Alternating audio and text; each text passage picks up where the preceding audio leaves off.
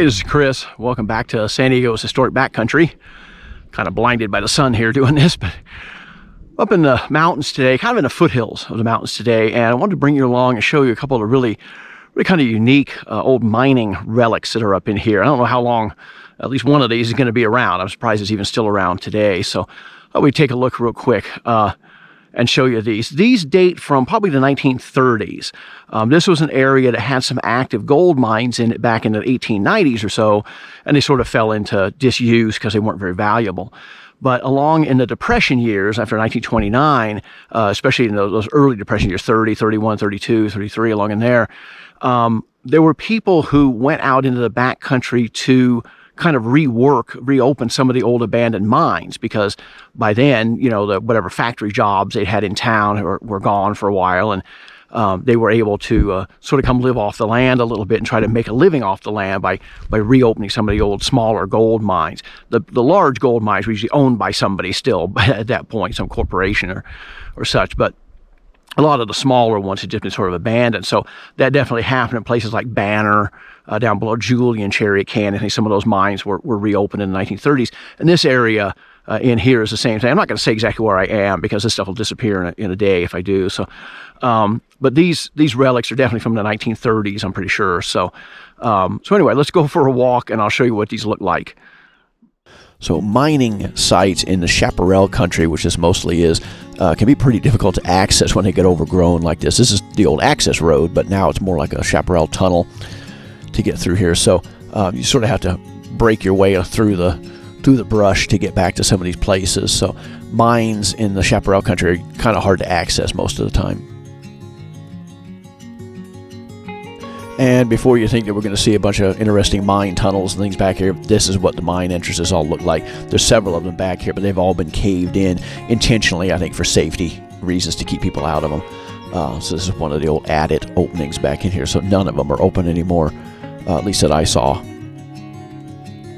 And then this is what the mine openings look like from across the little drainage here. You can see the sort of little tailings piles. That's actually a pretty good sized waste rock pile right in the middle there, with the old tunnel opening up above it. But like I said, they've all been caved in and closed for safety reasons. So, and then turning around, here's our old road, a little more open at this point. And then what we're heading to is going to be back there in those oak trees. So the reason people haven't been able to drive back here for many years is because the old wooden bridge kind of collapsed leading to this mine area. It's not very high above this little drainage, but you still can't drive across it. But you can sort of pick your way through the bushes here and walk across the old collapsed bridge to get to what we're going to see, which is actually this old miner's cabin back in here. This is kind of a neat little remnant from, like I say, probably the 1930s, when a lot of these mines were reworked by people during the Depression years. So this little cabin has some really nice rock work. It sort of has an underground basement there on the right that's underneath the main part of the cabin.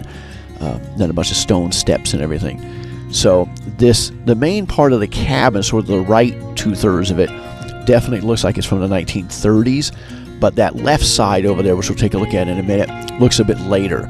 So this has been reused over the years, probably built in the 1930s, and then reused, probably up into the 1960s or 70s even, judging by some of the wood that's been used on it. Not much left in here. The main part of the cabin here is actually sort of falling through its own floor into the basement. So one of these days I'll probably come up here and just find a big pile of wood. And as you can see, some of the concrete here, little steps leading up, was actually fairly nicely done. Nice little rock steps, and the sort of little front yard here leading over to that little drain. There's kind of a nice retaining wall around it.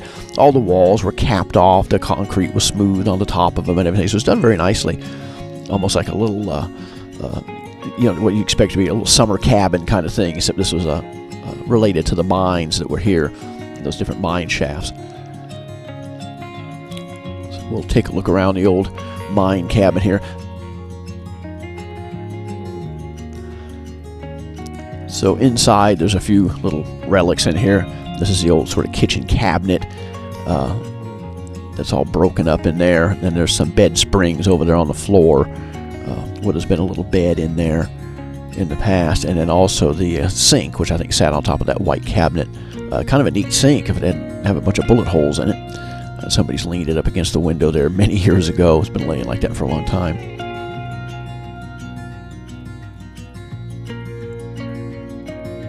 And if we come back over the other end of the building here, we can see this is just another room back here, more upholstery springs in there.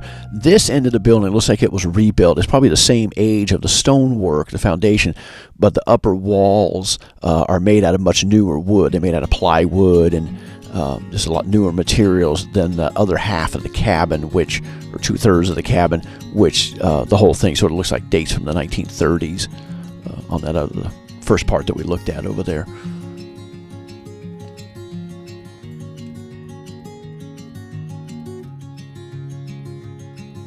And then just looking around the back of the cabin here, you see it's pretty simple. It's a little sloping roof cabin. The fact that this thing still exists after all the fires in Southern California, in the last probably 90 years that this thing's existed, it's really remarkable that something like this is still standing out there, even though it's sort of different ages. One part of it looks older than the other, but still to have something like this sort of lurking out in the chaparral like that, pretty unusual. And you really wonder how long something like this is going to be around. It's either going to fall in or be lost in some other way.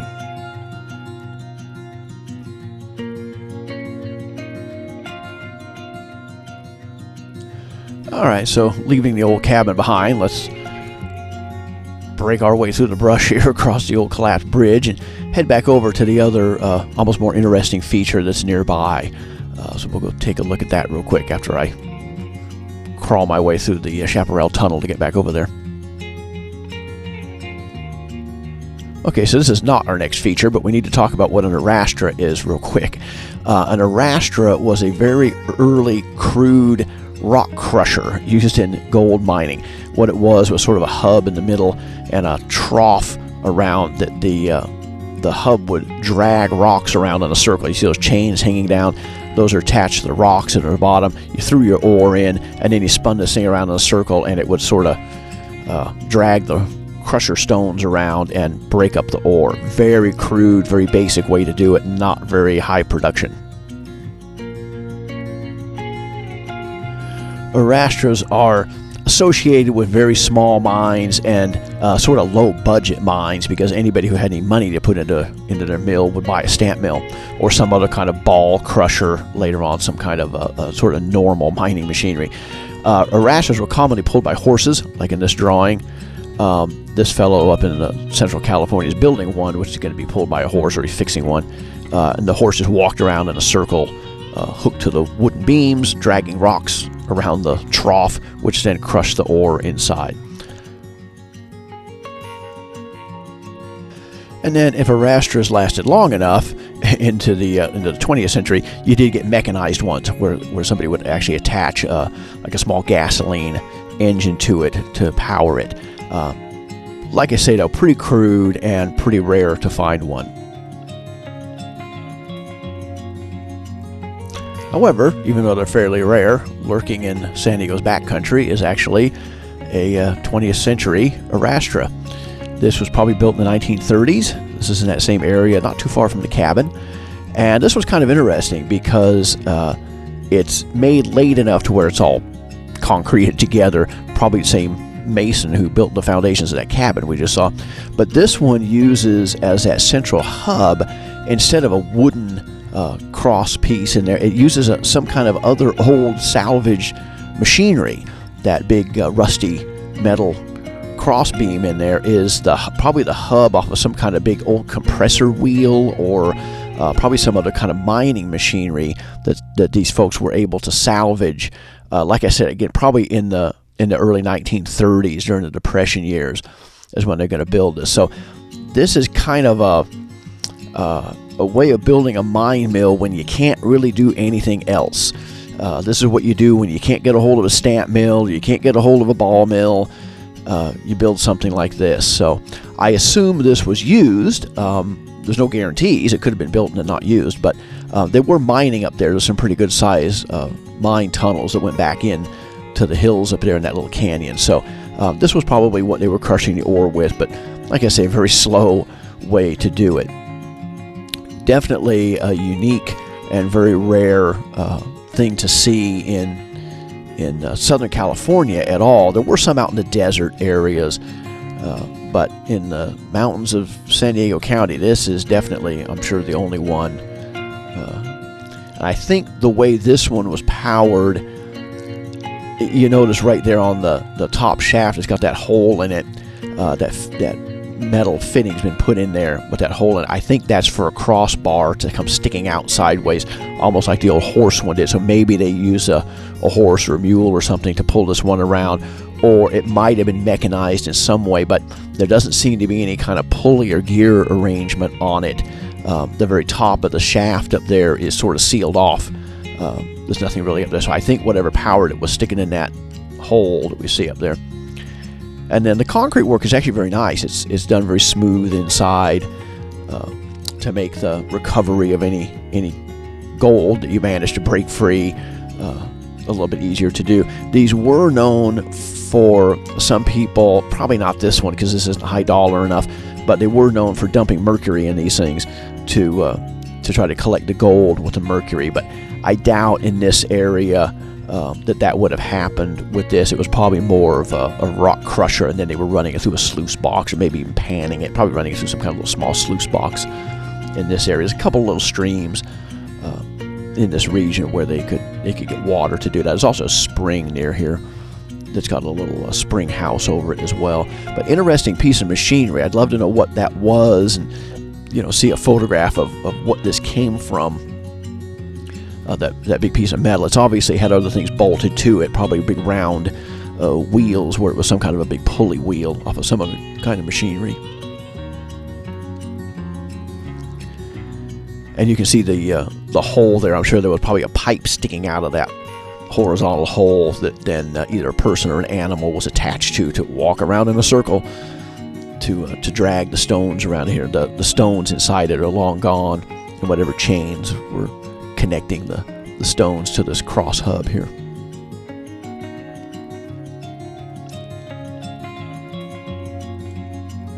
So this is definitely a neat piece of mining history, hiding away in a kind of a remote area of eastern San Diego County.